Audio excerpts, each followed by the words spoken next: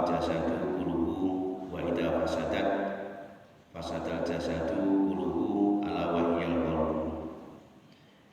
Dalam diri manusia, diri kita ini ada segumpal darah. Manakala segumpal darah itu baik, baiklah seluruh tubuh. Manakala segumpal darah itu jelek, maka jeleklah seluruh tubuh. Apa itu? Yaitu yang dinamakan dengan hati.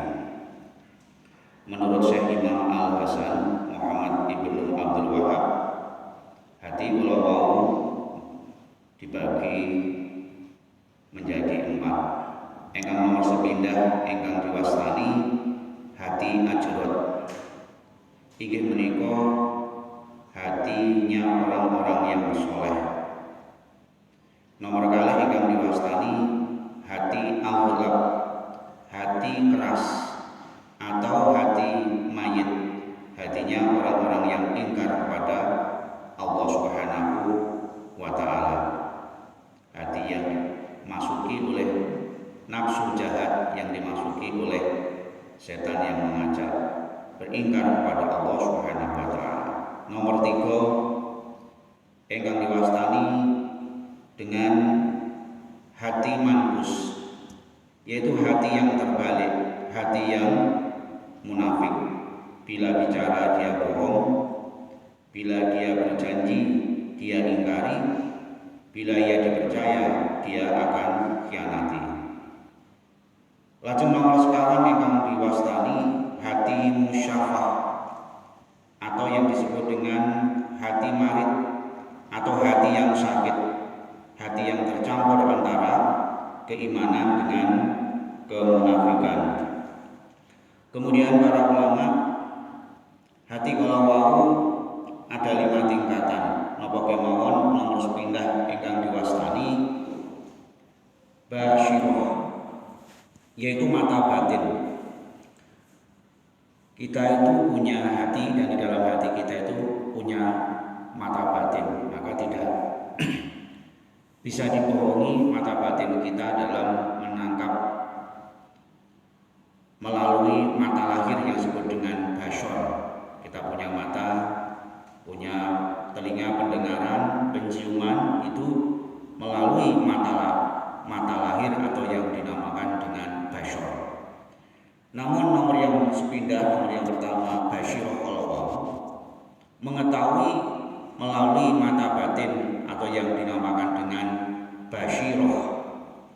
Nah, basyirah qalwa di dalam kitab Al-Hikam dibedakan menjadi 3, yang merupakan kitab karya daripada Ibnu Athaillah. Napa kemawon basyirah yang dibagi menjadi 3 menurut kitab Al-Hikam. Yang pertama adalah su'aul basyirah, yaitu di dalam pikiran kita ada namanya cahaya akal. Nomor kali yang dinamakan dengan ainul basyirah, yaitu cahaya ilmu. Ingkang yang ketiga yang dinamakan dengan hakul basyirah, yaitu cahaya ilahi. Nomor kali tingkatan hati kalawu yang dinamakan dengan zomir atau perintah yang berhubungan dengan moral. Kalau kita melihat sesuatu kehidupan sehari-hari, manakala kita melihat orang yang susah hidupnya secara moral, kita akan kasihan, akan mendorong untuk membantu. Ini berarti mempunyai zomir atau rasa kemanusiaan, rasa moral.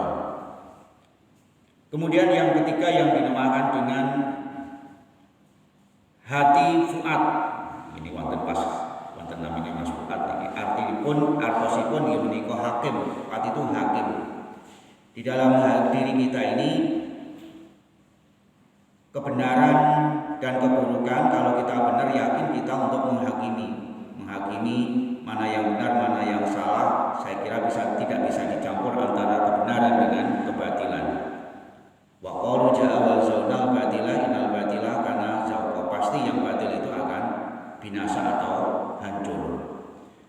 Nomor sekawan ingkang diwastani asrar, yaitu kekuatan misterius yang dimiliki oleh hati manusia yang tidak dimiliki semua orang. Ini orang-orang tertentu yang dekat kepada Allah, orang-orang yang soleh yang Allah memberi suatu kelebihan yang dinamakan dengan asror. Nomor gangsal ingkang diwastani latifah, yaitu hati yang menerima berita dari langit. Ini hatinya orang-orang yang soleh yang alim. Hadirin wa hadirat jamaah salat subuh ingkang dalam hormati, lajeng penyebab matinya hati seseorang menurut Imam Al-Ghazali, yang pertama adalah ingkar kepada Allah, Rasul dan ulama. Nomor kali adalah buruk sangka. Nomor 3 adalah orangnya itu suka menggunjing. Ini yang menyebabkan matinya hati seseorang. Orang yang suka memfitnah, orang yang malas beribadah. Nomor 6, orang yang suka memakan minum makanan yang haram. Yang 7, terlalu cinta dunia. Nomor 8, tidak ikhlas di dalam beribadah dan beramal.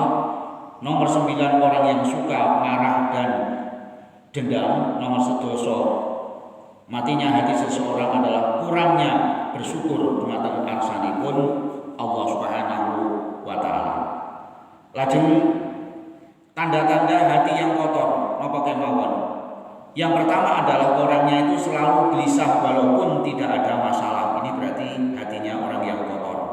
Nomor 2, hati yang kotor itu adalah bangga terhadap diri sendiri, terhadap wajahnya, bentuknya, prestasi yang didapatkannya. Ini berarti hatinya orang itu adalah hati yang kotor.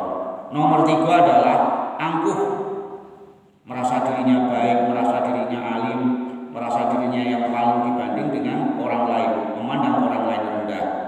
Nomor sekawan, mempunyai sikap sombong dan congkak. Nomor 5, mencari aibnya orang lain, tidak pernah melihat aibnya diri sendiri. Nomor 6 adalah orang yang suka mengumpat. Nomor 7 adalah hati yang kotor itu adalah orang yang gembira terhadap kesusahan, penderitaan orang lain. Nomor 8, orang yang tidak menjaga lisannya. Nomor 9 adalah syirik dengan kebahagiaan orang lain. Nomor 10 adalah yang hatinya, tanda-tanda hatinya kotor adalah bersikap alim untuk dipuji orang lain. Hadirin wa hadirat jamaah salat subuh Masjid At-Taqwa yang dalam hormati, di dalam kitabnya Shalihul Ibad didawahkan, barang siapa yang ingin hatinya bersih, maka di sini dijelaskan diantaranya adalah sering-seringlah membaca Al-Quran, syukur-syukur memahami isinya dan mengamalkannya. Nomor 2, sholatlah malam. Yang ketiga, berkumpullah kepada orang-orang yang soleh, para ulama yang alim. Nomor sekawan adalah seringlah berpuasa supaya terhindar dari nafsu dan godaan syaitan. Yang kelima adalah memperbanyak zikir kepada Allah, yang intinya adalah membersihkan hati dari sifat-sifat yang tercela, sehingga kita tidak mudah tergoda oleh nafsu yang jelek, tidak mudah digoda oleh setan dan iblis, dan kita mudah-mudahan senantiasa